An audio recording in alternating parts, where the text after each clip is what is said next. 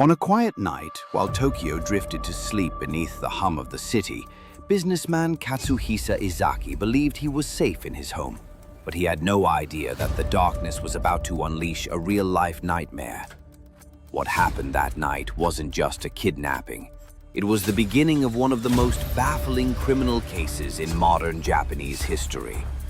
A mysterious gang, chilling threats, cryptic letters, and far too many questions with no answers. Who were they? Why target Glico? And why wasn't money their motive?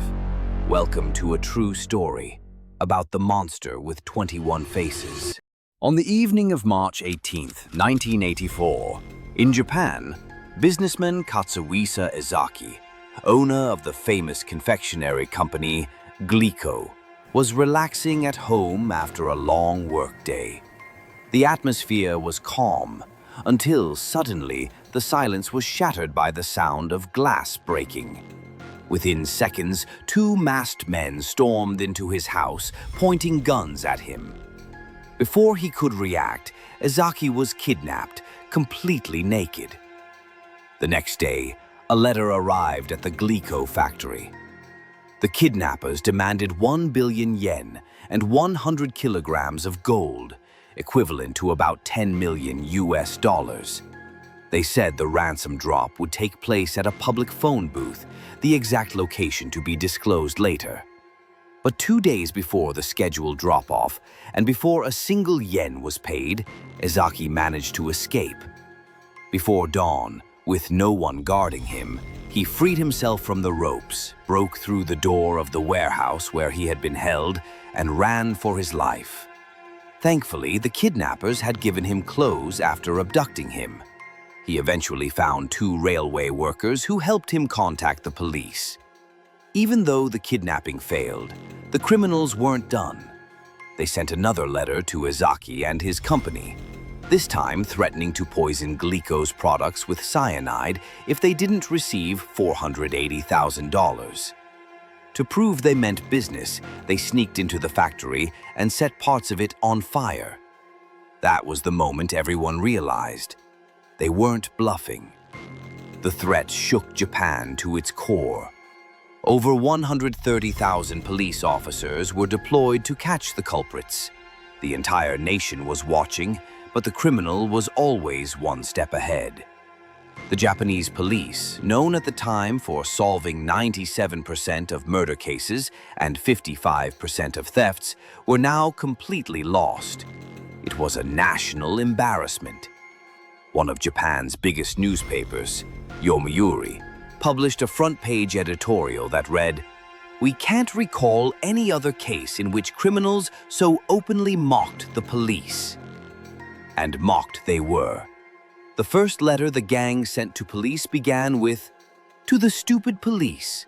It read, "Are you really this dumb? With all your officers, you still can't catch us."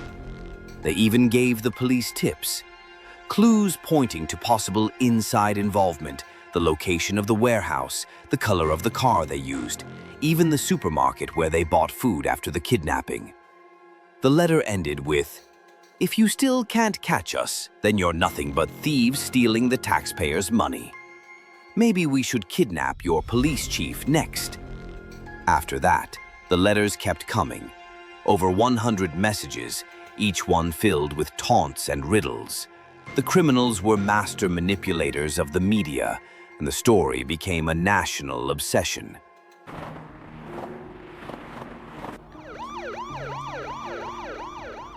The letters contained random information, none of it truly helpful. The police were under intense public pressure, but every lead went nowhere. The only real clue was the dialect used in the letters. It matched the way people spoke in Osaka, suggesting the perpetrator was from that region.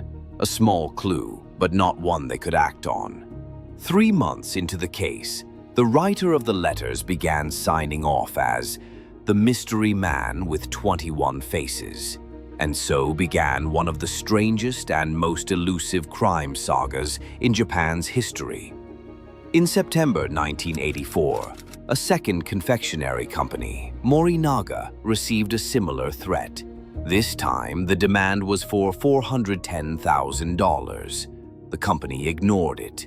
Then came a chilling message, not just to the company, but to every mother in Japan. This fall, when everyone's appetite grows, sweets will be especially tempting. And when you think of sweets, you think of Morinaga. That's why we've added a new special flavor, potassium cyanide. It's a little bitter, but at least it won't cause cavities for your children. On that same day, 18 boxes of Morinaga sweets were found across Japan, all labeled with warning stickers that read, "Poisoned, contains cyanide." One box was discovered just 32 meters from Ezaki's home. No one died, but 2 boxes were never found. The criminals followed up with another letter. Next time, there will be 30 boxes, no warning stickers. In the following 2 weeks, over 40,000 police officers were dispatched to monitor stores and supermarkets nationwide. Still, it wasn't enough. Then came another lead, security footage from a store where a tainted box had been found. It showed a man with curly hair, wearing glasses and a baseball cap, placing something on a shelf. But the footage was grainy and useless. No one could identify him. Police also released audio recordings of the blackmail calls, but the voice was shocking. It wasn't the sinister mastermind people expected. It was an elderly woman's voice, with a child giggling and singing nearby. This only deepened the mystery. By May 1985, more than a year after Ezaki's kidnapping, 28 food companies had received threats. Some paid the ransom, others didn't. But here's the strangest part. Not once did the criminals show up to collect the money. In one case, the gang demanded a drop-off at a phone booth near a bus station. Police sent 2 undercover officers dressed as factory workers to make the delivery. The criminals didn't take the bait. The next day, a love alive. "You thought you could fool us with your blue suits? We knew they were cops the moment we saw their eyes." Time and time again, the criminals outsmarted the police. And even stranger, after all this, they hadn't taken a single yen. On August 12, that is a year and a half after the kidnapping of Katsuhisa Ezaki, the owner of the first factory, the mysterious man with 21 faces sent his final letter, announcing that he would stop. At that time, news broke out that the Japanese National Police and the media had received more than 28,000 letters from the criminals during the year and a half that passed. The police had deployed more than 130,000 officers on this case. The police were literally humiliated and exposed in front of the public after everyone learned this information. I mean, you received 28,000 letters, all containing hints about who the criminals might be, and you used 130,000 officers and still didn't find out who they were? At that point, the police had to share their conclusions, who they suspected, and what they worked on during all that time. It was as if they said, "Show us your strength, since you know who the criminal is if you can." The first analysis was that the case might be internal, and that one of the people inside the Glico factory and Katsuhisa Ezaki was involved. Everyone thought about this at the beginning of the crime wave targeting food factories. No one was convinced how Ezaki managed to free himself from the ropes and escape from the warehouse where he was held. Everyone was saying, why, if he was kidnapped, did he manage to escape? And only his factory was threatened, while Morinaga's factory was actually poisoned. They did not just threaten Morinaga, they poisoned its candy boxes. But the threat alone caused huge damage. Their products were pulled from store shelves, the factory was temporarily closed, and 2/3 of the employees were laid off. So accusing the factory owner of being the criminal was impossible, because no one would destroy their own business that way. The man lost his factory. It closed for a period. Business was damaged, and 2/3 of the employees went home. The second theory was that the criminal or criminals were people seeking revenge against food factories. Because 30 years earlier, specifically in 1955, at a powdered milk factory, arsenic accidentally fell into the milk production line. More than 12,000 infants got sick, and 183 died. The factory was Morinaga. At the time, the company settled with the families of the affected children, but 14 years later, a report stated that survivors of the incident still had health issues and would suffer from them for life.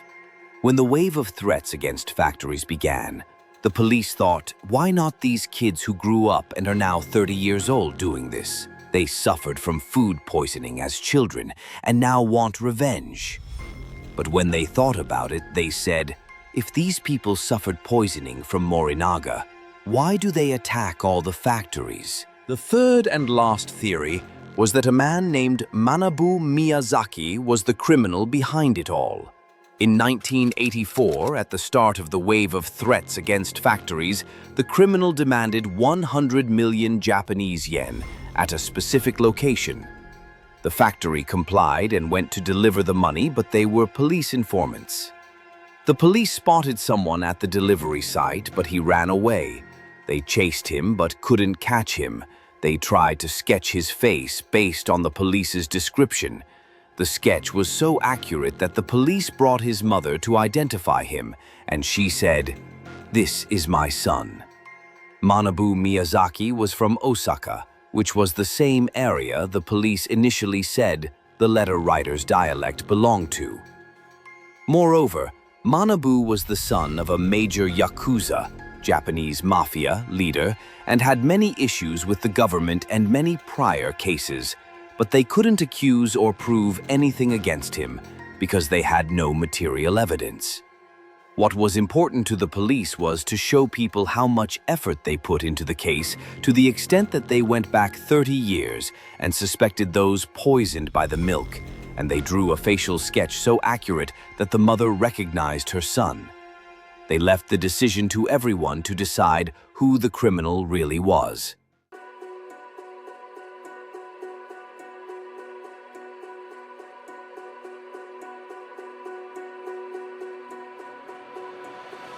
This case wasn't difficult just because it was mysterious.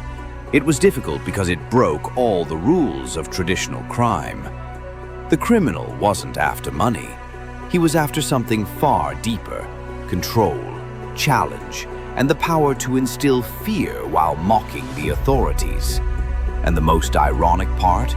Some of the clues he willingly gave to the police didn't bring them closer to the truth. They only blurred the picture further and led investigators down dead ends. Sometimes, when you think you're getting closer to the truth, you're actually drifting farther away. This wasn't an ordinary criminal. It was a remarkable mind, carefully calculating every move, predicting every reaction, and striking where no one expected.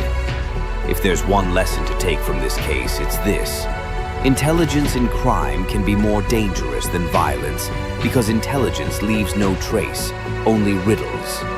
The mystery of the man with 21 faces was never solved, but it left behind a chilling legacy, a message that echoes even today.